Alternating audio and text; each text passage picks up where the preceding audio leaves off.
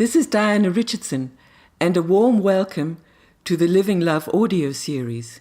Here we are going to explore the fascinating and life-changing world of Tantra and bring it from the realms of the exotic and esoteric into practical daily life. Diana Richardson is an acclaimed leading authority on sex and is known as an expert in love worldwide. Diana has written 6 books on Tantra, 2 of them with her partner, Michael Richardson. And since 1993, they have been teaching couples how to create more fulfilling love lives in their highly successful Making Love retreats. My name is Mary Spicer, and I'm a professional energy medicine practitioner, intuitive life coach, and radio show host. I'm inspired by Diana's teachings on the energy body and its potential, and her desire to bring consciousness and awareness to sex. In session 2 of our Living Love audio series, we'll be touching on the body's magnetic potentials, orgasm and orgasmic states, and Tantra from the male and female perspective. If you would like to delve deeper into the information presented in this session, please purchase Diana Richardson's books, Tantric Sex for Men and Tantric Orgasm for Women.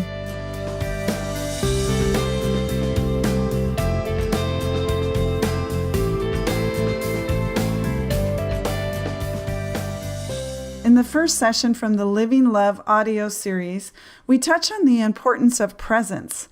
Diana, explain to our listeners why being present is so important to these teachings. Presence is essential because we tend to think that orgasm equals sex.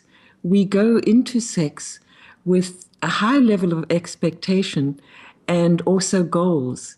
And this throws us in many ways, subtle and less subtle, more interested in what's coming than what is happening now.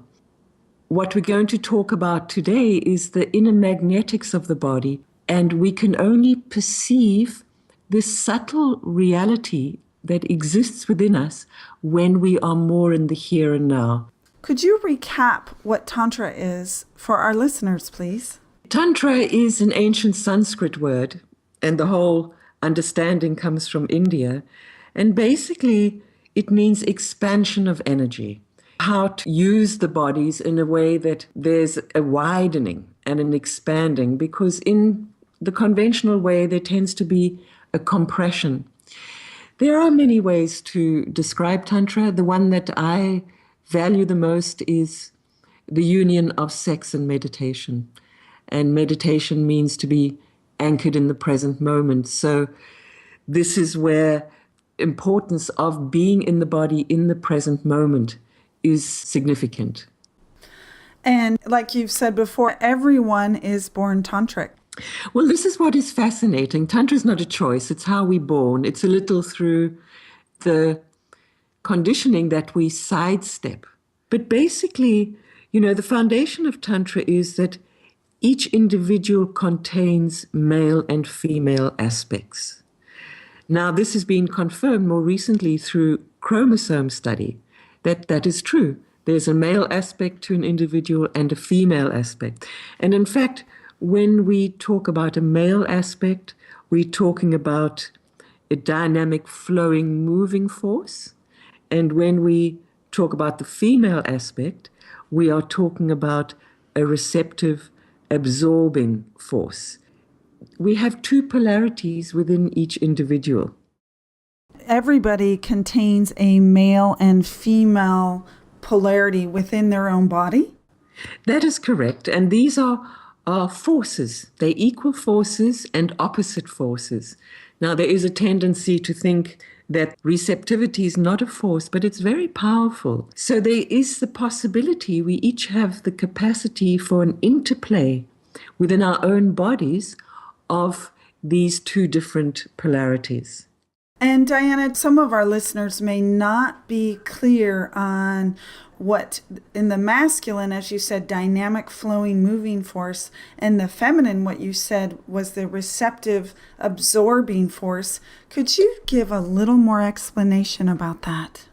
What we have to imagine is that the body is like a magnet. The planet has a magnet with the North and South Pole, and we have the same thing in the body.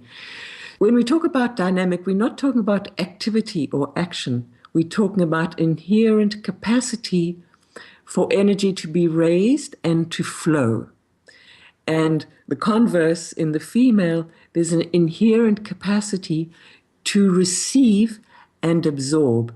So these are two equal and opposite forces that enable a circulation within our own bodies. Exactly, as though if you were to look at a plus and a negative in a magnet, there's one part of the magnet that is pushing energy out, and there's another part of the magnet that's absorbing that energy. That's right. So there's a possibility of a subtle current between these two poles. If you did science experiments, those usually the earliest ones we do at school with iron filings, you will see how the iron filings line up along the magnet, and in addition, they create a magnetic field that surrounds the magnet. So it's very helpful to begin to perceive the body in this magnetic way. And the importance of that is that it has two aspects. We have the capacity to circulate energy within our own bodies through this difference in polarity. And also when we come in contact, man and woman together, male-female bodies, then effectively what is happening is that the magnets are meeting at opposite ends, because man and women are not the same. We're equal, but we are opposite. And this equal and oppositeness is complementary. Male and female bodies, they form one unit. Now, in the female body, the positive pole, or what we can call the dynamic pole or the energy raising pole, is in the breasts, nipples, and the heart. And the receptive pole is in the vagina. Now, man, he's equal and opposite. His positive energy raising pole is in the penis, or more precisely, the perineum. And his receptive feminine pole is in the heart and the chest area. So effectively, when man and woman stand opposite each other, or lie opposite each other, or sit together in sitting position while making love, what we are having is two magnets meeting at opposite ends. So you have the positive pole of the male connecting with the receptive pole of the female. On the upstairs, we can say we have the positive pole of women connecting with the receptive pole of men in the heart and the chest. So nature has given us this innate circle where flow and circulation of very ecstatic energies is possible. And to actually be able to feel this, there has to be a slowing down and a awareness of this subtle energy. If we're all charged up and our mind is thinking about the next thing we need to do, we may actually miss this subtle flow of this natural flow of energy between the male and female bodies. Yes, that's right. If we are focused on the goals or in action or getting too hot and into excitement, we will miss this. It's a very subtle energy that exists beneath excitement. So that is also the significance of moving away from, the conventional where, we just get hot, excited, we build up to a peak, we have an orgasm, there's a discharge. When we learn to be more here, then we will be able to perceive. Now, many people, because of the conventional way we have been making love, we have become somewhat insensitive. So, of course, there is a resensitizing aspect to it, not for everybody, but for some people. There is a tendency towards maleness in our society, both by men and women, and a little bit it's an exaggeration of the maleness. It's not true male energy, and this is because our conditioning is all towards the outside. There's not much flow towards the core. Everything is very extrovert, whereas in the Tantric field, we start to be more interested on the inner. And as soon as you take an inward step, that is a feminine step. So very often people will say it sounds like this Tantra is for women only, but it's really not that. It's a female step for both men and women, because the way we have sex, the way we are in our lives, it's all a bit male, and not male in the purity of the male sense, but more male in the conditioned way, which is a lot of activity, a lot of doing. We also have to reconceive somewhat what means receptive and what means dynamic. And receptive is not just lifeless and passive, it's really a power to receive what is flowing towards it. And just to repeat, for dynamic, it means the capacity to channel, to flow, or to be a conduit for energy. It's important to realize that when we go in, this is a feminine step for men and for women both. Well, thank you for that information, Diana. What very much drew me to your work was how you work with the energy of orgasm. And in many of your books, you talk about orgasm as an event and orgasmic as a state. Can you give me a little bit of more information about what that means? Yes, there is a big difference between having an orgasm and being orgasmic. Orgasm, which is really what we expect from conventional sex, is more like an event. It's very short-lived, a few seconds. There's a build-up to a peak of energy, and then there's a discharge, a let go. Whereas the orgasmic state is something very different, and it arises from the magnetic design in the body. Earlier, I talked about the two poles on the inner magnet of every individual, and this streaming that is possible between the positive and the receptive poles. And this streaming is what we call in Tantra the rod of magnetism. And it's through that inner streaming, vibration, tingling that we are able to access the orgasmic state. Now, an event and a state are very different. Event has a start and it has a finish, whereas the orgasmic state is something which is timeless. It can be 5 seconds, 5 minutes, 5 hours, and longer.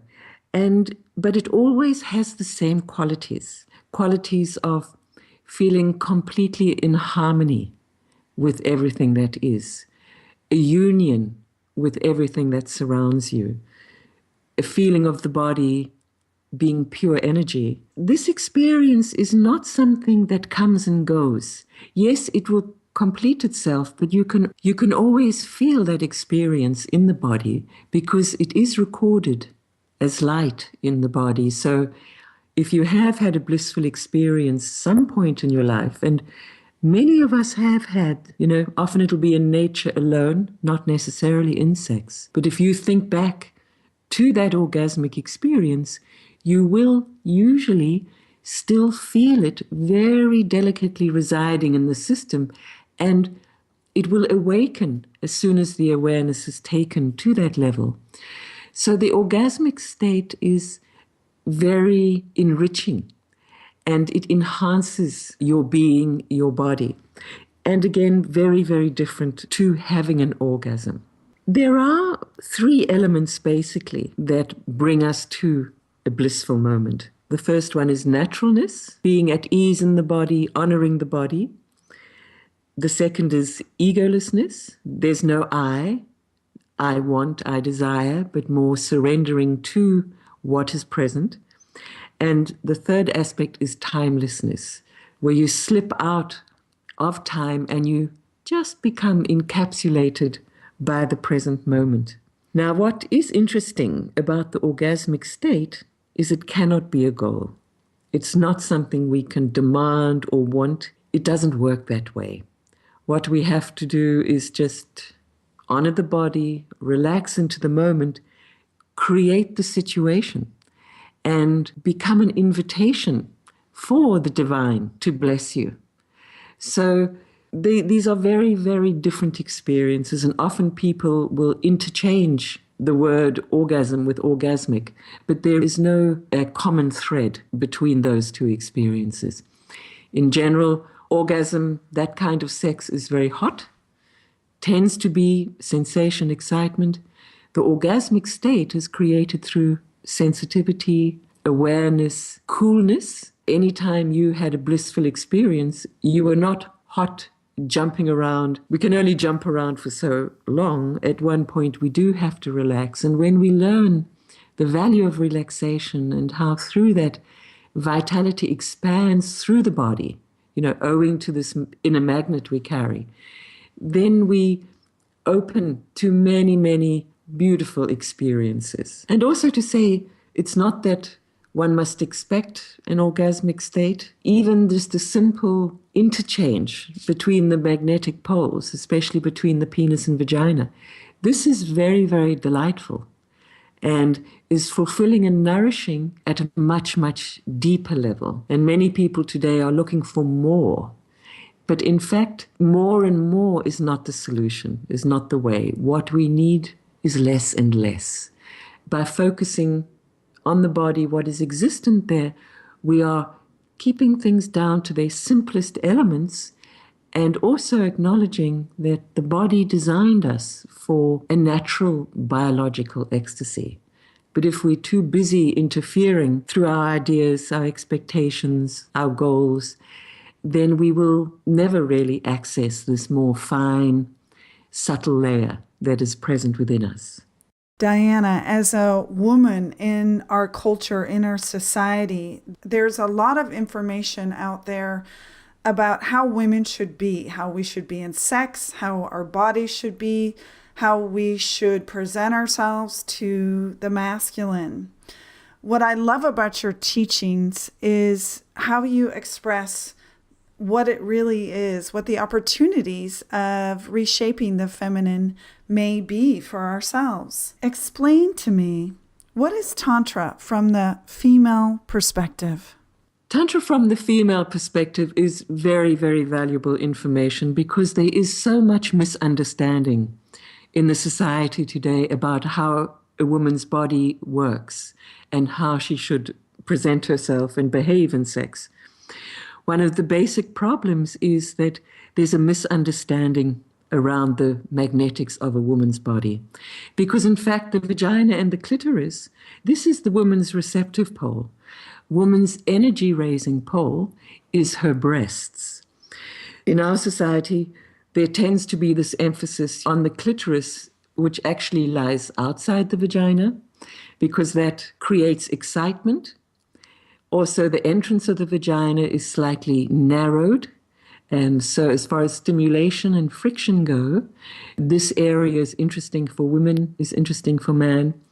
However, women's receptive pole is really the vagina itself. And she is most deeply receptive in the higher regions around the cervix, which is the entrance to the womb. Up in this area, and most women know it's a magical area. If man is able to stay present with his penis in this part, then there's an interaction and an interplay between the positive of the penis and the receptive of this upper vaginal area. And in this way, nature has given us the capacity to access very divine ecstatic energies. This is true for woman. If she can experience them, then man will also be able to access them himself. So this is essential in the pelvic area, that women start to be more interested in the higher regions of the vagina, rather to leave the clitoris and let her be more passive. Because, like I said, energy in a female's body is raised through the breasts. It's her life-giving pole. And we know that. It's through the breasts woman sustains life, through breastfeeding. For women, we need to include as a priority our connection to our breasts. I'm not talking about stimulating the breasts. It's more to begin to bring consciousness and love and awareness into the breasts and awaken their true potential As it is, many women don't like their breasts. They judge their breasts. Breasts are subjected to all kinds of cosmetic surgery. All this external stuff does not enhance woman's deep feminine powers. Her power is accessed through an inner connection to the breasts. Because when the breasts are included or made a priority in the sexual interchange, then women's sexual energy opens on a very, very deep magnetic level that then overflows, one can say, or resonates, which then changes the atmosphere, changes the environment in the vagina, and turns it into a receiver. That is really when woman becomes a receptive force, is when the breasts open in this magnetic way. The clitoris does not do that. The clitoris makes the vagina excited, hungry, demanding. And this is a very, very different level of experience. It is important that women start to live more in their breasts during the day, bring more awareness to the breasts. And I'm not only talking about the breasts themselves, but also the nipples. And to include that into their general awareness. What I have discovered over the years, working with so many couples, is one of the commonest problems with women in relation to sex is that they lose interest. And many women suffer through this loss of interest because it's not anything a woman ever wants for herself, that she loses interest. It's not a psychological problem. It's not that she's suddenly frigid or blocked or anything. It's that in the conventional style of sex, man enters woman and woman allows man to enter her before really her body is open. And every woman knows that really she would require more time before she has a full yes to sex. But because we're lacking in tools, in understanding, women let their bodies be entered into as soon as the man is ready. Entering this doorway into the body, the vagina, if that happens again and again and again, without the body being open, there is a subtle closing down of the body, which results then in a lack of interest in sex. So it's nothing to do with the psychology. It's really the body just numbing itself because it's not really understood. It's not really honored. We don't trust our bodies. And what is interesting for me is that over the years, so many women have come to me during my courses in response to the book Tantric Orgasm for Women, that they knew that information intuitively. So many of us, we do know, but we don't honor. So we get the messages, we get the insights from the body, but because of our conditioning and the imprints that we received, and also this need to please man and do man's thing when man wants it, we've lost track. We've gone off this inner truth and the capacity to trust the body.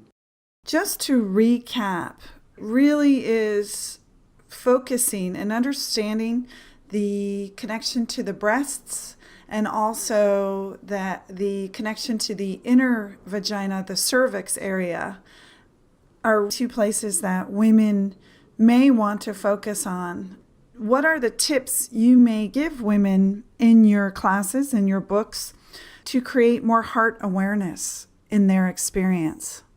Many women, they find it easier to feel the heart than the breasts because the breasts have kind of gone out of the awareness. It can be through judgments, through breastfeeding where they get hypersensitive, also through an overstimulation by men. So some women will ask, it's easier for me to feel my heart than my breasts. Can I go straight there?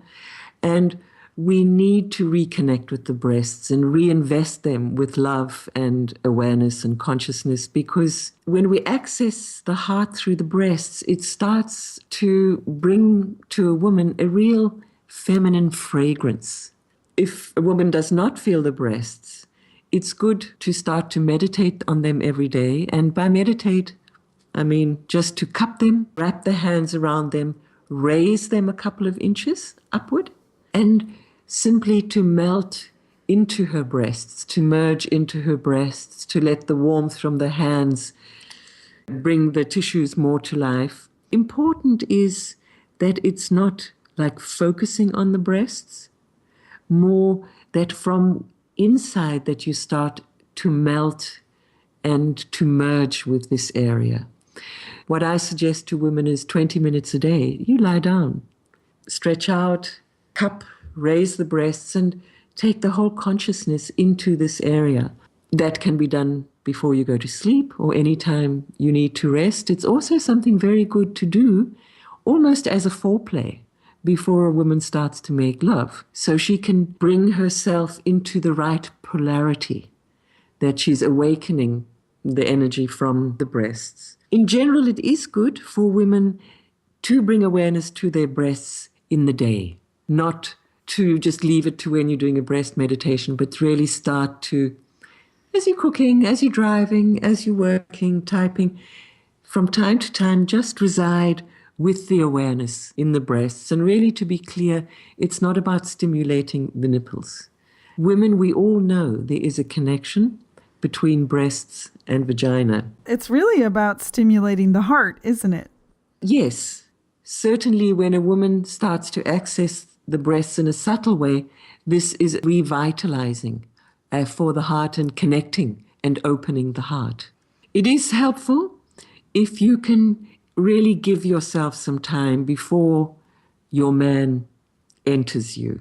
In that way, there's a lot more potential for the sex act, because then your vagina is really resonating and in a receptive state. If you can create the understanding with your man, and if he can honor that woman's system is very different to male system, then it's really possible to start to elevate the sexual experience.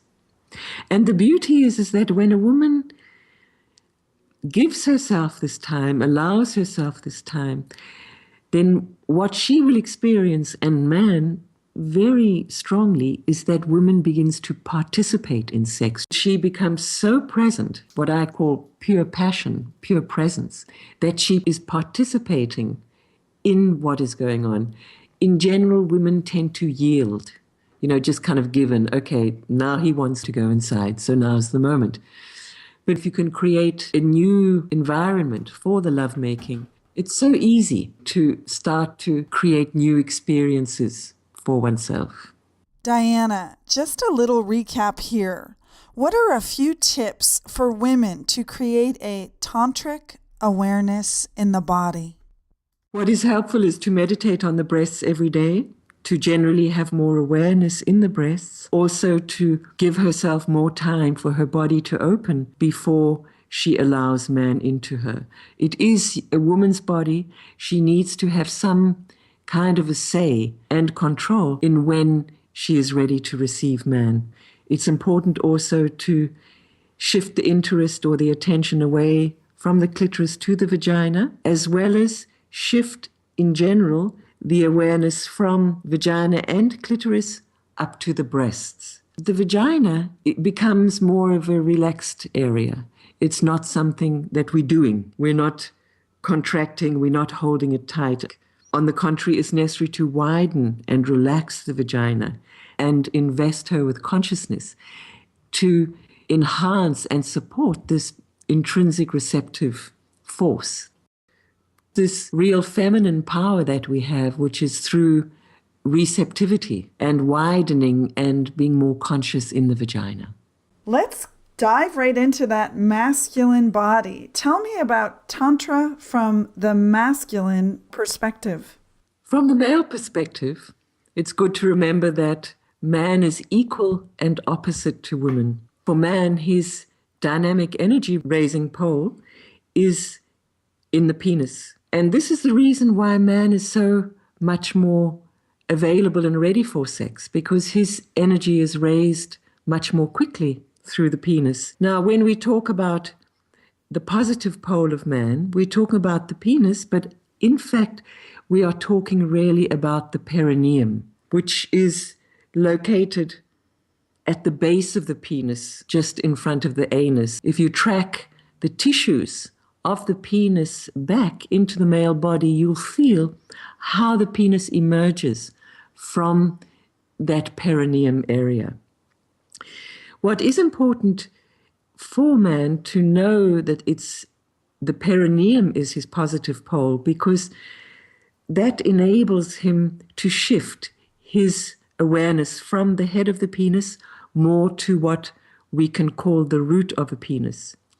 So it's useful for man to use the perineum as an anchor point for his awareness, and through that begin to instill consciousness into the whole penis, and start also to perceive the penis not just as like a joystick, but it really is profoundly a conveyor and a conduit for energy, or we can call vitality the life force.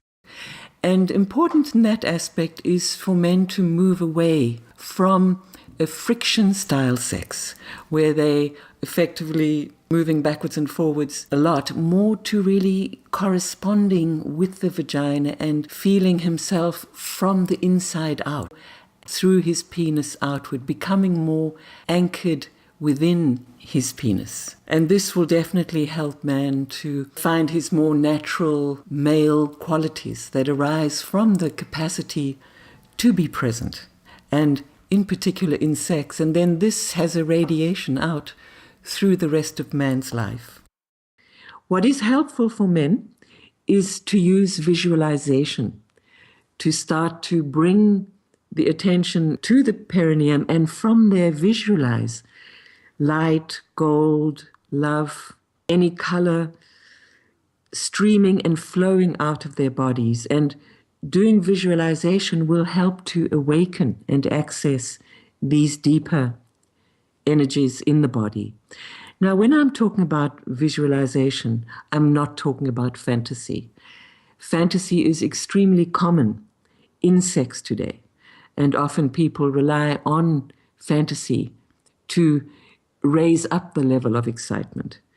But fact is, fantasy, one is using the imagination about something that does not exist. Whereas in visualization, you're using the imagination to support and awaken something that does exist in the body. I highly recommend that men start to anchor themselves in the perineum and use visualization. And it's tremendous when man is able to change his perception of his penis and realize that it's designed to do something. It's designed to convey energy. A man does not have to do so much with it. In fact, it's much better for him to relax and be present in his penis.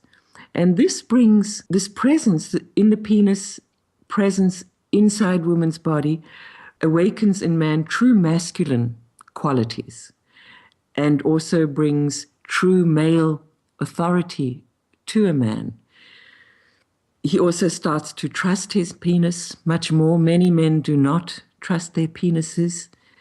They start to love and honor and respect their penises more. Many men are not very loving to their penises. And also, when you trust your penis, as a man, you really begin to trust yourself in your essence. And it's good to add at this point that what we see in our society today, as men and women, these are distortions of our essence. That is through the sexual conditioning. Through embracing the Tantric principles and guidelines, one is able to re-anchor oneself in one's original qualities. And man, his essential quality is presence, and woman, her essential quality is love. We have these two polarities that we are able to embody through making love in a tantric way. There is tremendous value in a man honoring a woman's body that it's different to his. Essentially, man is entering woman way before her body is ready to receive him. In my experience, my understanding, it's because men are afraid of losing erections. As soon as there's erection, man will want to enter woman. But reality is, until the vagina is truly open in a magnetic way, woman is incapable of receiving man in a profound level. Yes, she can receive him physically, but energetically there is no real correspondence. And also to understand that it's important for a man not to concern himself with woman's clitoris as a way of encouraging her to be open to sex, because the clitoris distorts the whole environment in the vagina. The clitoris makes a woman excited, the vagina like hungry. So when man enters the vagina, she's already a little bit disturbed, and it might be difficult for men and for women to accept that. I noticed personally in my youngest years of starting with sex how the purity of penetration was disturbed if there had been clitoral stimulation before. So from quite a young age, I started to leave the clitoris out because I observed how that real power of a man entering consciously into the body was not there if there had been this more superficial excitement. There's many ways from the male perspective that a man can enhance his own experience.